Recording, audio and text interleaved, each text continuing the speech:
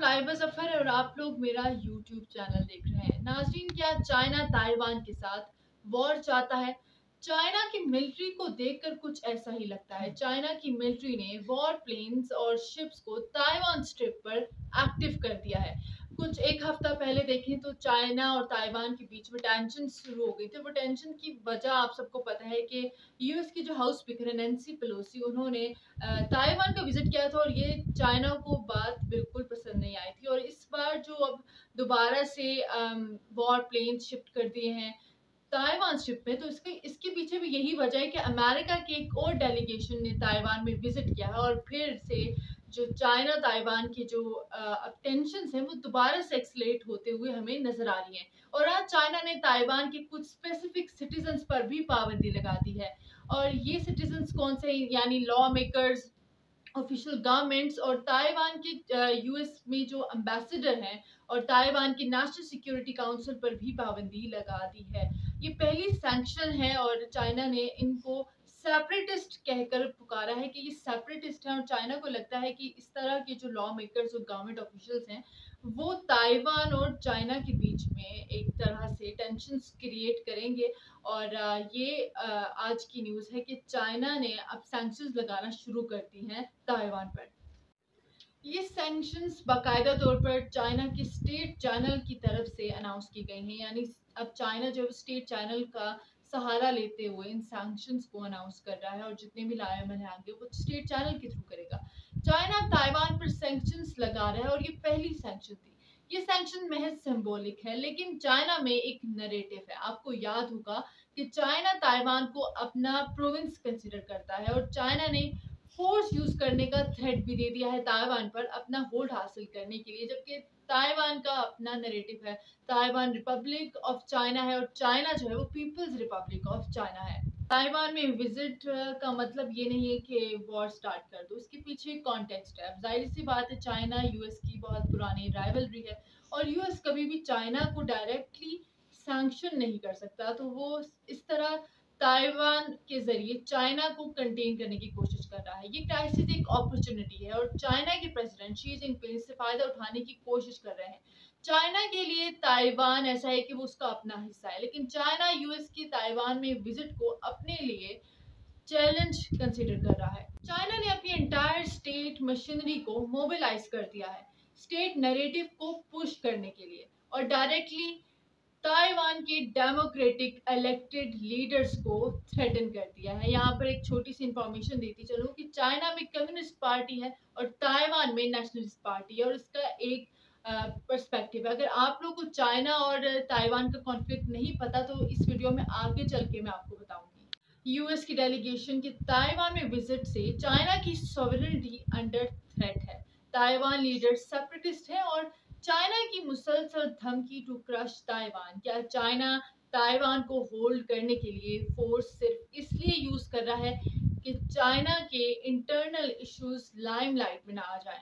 China बज़ाहिर तो बहुत ज़्यादा इकोनॉमिकली स्टेबल नज़र आता है, लेकिन चाइना के एक मुकम्मल हिस्सा यानी साउथ हिस्सा जो है चाइना का, वो बहुत ज़्यादा अभी अंडर डेवलप्ड है और उसको डेवलप करने के लिए चाइना ने मुख्तलिफ प्रोजेक्ट्स लगाए हैं और चाइना ने जितनी स्पेंडिंग है वो वेस्ट और साउथ एशिया में कर रहा है और पाकिस्तान भी इसी स्पेंडिंग का एक समझ लें प्रोजेक्ट का हिस्सा है, रोड एंड बेल्ट, ताकि चाइना अपने साउथ रीजन को डेवलप कर सके।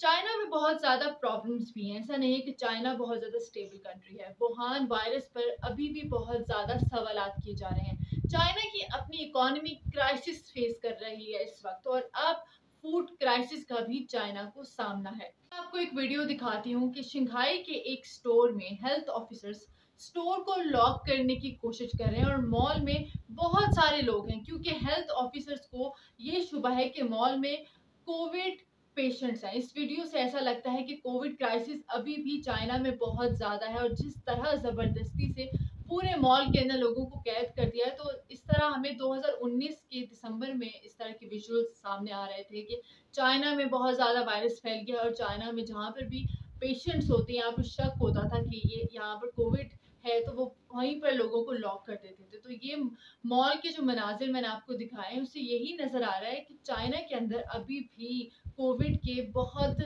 बड़ा क्राइसिस है और ये क्राइसिस कहीं थमता हुआ हमें नजर नहीं आ रहा।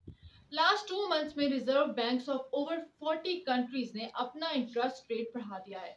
40 कंट्रीज क्यों? क्योंकि वो महंगाई को कंट्रोल करने की कोशिश कर रहे हैं। अपनी मुल्क की इकोनॉमिक एक्टिविटीज को लिमिट करने के लिए इंटरेस्ट रेट बढ़ा दिया है। लेकिन चाइना ऑपोजिट चल रहा है। China wants people to borrow more money क्योंकि चाइना में इकोनॉमिक क्राइसिस ऑलरेडी एक्टिव है। चाइना की इकोनॉमी बज़ाहिर बहुत ज़्यादा स्टेबल लगती है, लेकिन ऐसा नहीं है। चाइना की इकोनॉमी भी इस पूरे वॉर जोन में, खासतौर पर जो पूरी दुनिया वॉर फेस कर रही है, वॉर के कॉन्सिक्वेंसेस फेस कर रही है, तो चाइना की मीशत भी श्रिंक होती जा रही है। चाइना इस वक्त वेस्ट और साउथ एशिया में स्पेंडिंग बहुत ज़्यादा कर रहा है और उससे अभी तक चाइना को कोई ख़ास फ़ायदा नहीं हुआ। जैसे रोड एंड बेल्ट प्रोजेक्ट अभी तक अंडर कंस्ट्रक्शन है। चाइना का एक बहुत बड़ा रिवर जो कि एशिया का भी लॉन्गेस्ट रिवर है, यंगत्से, ड्राई होता जा रहा है और इससे चाइना के 1 मिलियन लोग मुतासिर हुए हैं। बहुत सारे मसाइल हैं जिन्होंने चाइना को अपने इर्द गिर्द घेरा हुआ है। ऐसे में चाइना नेशनल कॉज पर काम कर रहा है और मिलिट्री एस्केलेशन ताइवान में इस वक्त चाइना के लिए परफेक्ट स्मोक स्क्रीन है। चाइना बेशक जितने मर्जी क्राइसिस फेस क्यों ना कर रहा हो, लेकिन चाइना की मिलिट्री को कोई फर्क नहीं पड़ रहा क्योंकि चाइना सबसे ज्यादा, यूएस से भी ज्यादा अपनी मिलिट्री पर स्पेंड करता है। चाइना मिलिट्री इस वक्त कोई कैश क्रंच फेस नहीं कर रही और चाइनीज मिलिट्री रेगुलर पेट्रोलिंग कर रही है ताइवान के करीब, यानी ताइवान स्ट्रिप पर। और यूएस ने भी फाइनली चाइना को मिलिट्री जवाब देने का फैसला कर लिया है और यूएस ने एक न्यूक्लियर मिसाइल का भी टेस्ट किया है। बहुत इंटरेस्टिंग बात और वो ये है कि आगे आने वाले दिनों में यूएस फोर्सेस ताइवान स्ट्रिप में मिलिट्री ऑपरेशन कंडक्ट करेगी और एक वॉर का अंदिया दे दिया गया है। यूएस एयरफोर्स ने मिनट-मैन 3 मिसाइल का टेस्ट किया है और ये एक बैलिस्टिक मिसाइल है और ये न्यूक्लियर वेपन कैरी कर सकता है। यहाँ पर पूरी दुनिया के अंदर पहले ही यूक्रेन और रशिया वॉर जोन के अंदर है, जिसके रिप्रिकॉशंस, कॉन्सिक्वेंसेस पूरी दुनिया फूड क्राइसिस के तौर पर फेस कर रही है। और इसके अलावा यूरोप में अगर देखा जाए तो सर्दियाँ आने वाली हैं, तो सर्दियों में यूरोप में गैस क्राइसिस बहुत ज़्यादा फैल सकता है। इसके बावजूद अगर यूएस, चाइना ने भी अपनी मिलिट्री वॉर का आगाज कर दिया, यानी पहले चाइना जो है वो एक्सरसाइज कर था, मिलिट्री ड्रिल्स कर रहा था, लेकिन अब यूएस ने भी डायरेक्ट जो अटैक किया है, मिसाइल अटैक किया है, तो उससे ये लगता है कि दोनों मुल्कों के अंदर मजीद टेंशन बढ़ सकती हैं और चाइना और पाकिस्तान एक दूसरे के नेबर्स हैं, तो इसके रिप्रिकॉशंस पाकिस्तान बहुत ज़्यादा फेस करने वाला है। रिपोर्ट के मुताबिक यूएस की हाउस स्पीकर नैन्सी पेलोसी के ताइवान में विजिट का मतलब और मकसद चाइना को एंग्री नहीं करना था, लेकिन इससे किसी को कोई फर्क नहीं पड़ता। चाइना एक तरह से ड्रेडफुल जवाब दे चुका है और दूसरी तरफ दोबारा से एक जवाब देने को तैयार है। चाइना की जानिब से मैसेज बिल्कुल क्लियर है कि वो अपने क्लेम से कभी वापस नहीं हटेगा और वो क्लेम क्या है कि ताइवान चाइना का हिस्सा है। यहाँ पर शॉर्ट नोट पे मैं आपको बताती चलूँ कि चाइना और ताइवान का असल में कॉन्फ्लिक्ट क्या है। 1945 से आपको बताती हूँ कि जब वर्ल्ड वॉर 2 खत्म हुई थी, तो जापान से जो जापान का होल्ड था ताइवान पे, तो वो खत्म हो चुका था क्योंकि जापान उस टाइम में एक क्राइसिस फेस कर रहा था और जापान पे भी एटम बम गिर चुका था, तो वो अब ताइवान को होल्ड नहीं कर सकता था। तो चाइना ने अपना क्लेम वापस ले लिया था। उस टाइम चाइना के अंदर कम्युनिस्ट पार्टी और नेशनलिस्ट पार्टी का एक कॉन्फ्लिक्ट चल रहा था और कम्युनिस्ट पार्टी ने नेशनलिस्ट पार्टी को बहुत बुरे तरीके से एक लॉन्ग मार्च के जरिए हरा दिया था और वो दुनिया का लंबा लॉन्ग मार्च था जो पूरे 1 साल तक चला था और 6000 किलोमीटर पर मुश्तमिल था।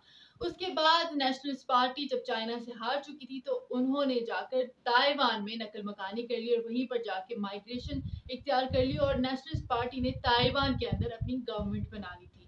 इसी तरीके से वो चाइना में अब कम्युनिस्ट पार्टी है और ताइवान के अंदर नेशनलिस्ट पार्टी है, लेकिन अभी भी चाइना क्लेम करता है कि ताइवान हमारा हिस्सा है। बज़ाहिरी तौर पर अभी तक ताइवान ने अपनी इंडिपेंडेंस का कोई ऐलान नहीं किया, लेकिन ताइवान अपने आप को एक सॉवरेन स्टेट करार देता है और ताइवान चाइना के अलावा डिफरेंट कंट्रीज के साथ ट्रेड भी करता है, यानी जापान के साथ भी ट्रेड करता है और मुख्तलिफ यूएस के साथ भी ट्रेड करते हैं। उसके अलावा सेमीकंडक्टर इंडस्ट्री ताइवान में बहुत बड़ी है, तो ताइवान जो है वो मुख्तलिफ मुल्कों के साथ ट्रेड भी करता है। ताइवान जो है वो उसको 21 ममालिक जो है पूरी दुनिया के वो कंसिडर करते हैं कि वो एक सॉवरेन स्टेट है, जबकि चाइना बाकी दुनिया जो है वो चाइना का हिस्सा ही समझते हैं ताइवान को। अभी कॉन्फ्लिक्ट का आगाज़ हुआ है, न जाने कब तक ये कॉन्फ्लिक्ट जारी रहेगा, क्योंकि सदियों पुराना कॉन्फ्लिक्ट है लेकिन दबा हुआ था। चाइना कभी भी अगेंस्ट नहीं जा सकता था ताइवान के, लेकिन यूएस, जब से यूएस ने जो विजिट स्टार्ट किया है और यूएस का जो मकसद है वो चाइना को कंटेन करना है, तो अब यूएस मुख्तलिफ तरीके ढूंढ रहा है, कभी ताइवान के जरिए, कभी एशिया पैसिफिक के जरिए चाइना को कंटेन करने के लिए। अब देखते हैं कि अगर यूएस और चाइना की टेंशन्स मजीद ज़्यादा स्ट्रॉन्ग हो जाती हैं तो रीजन में एक और वॉर हो सकती है।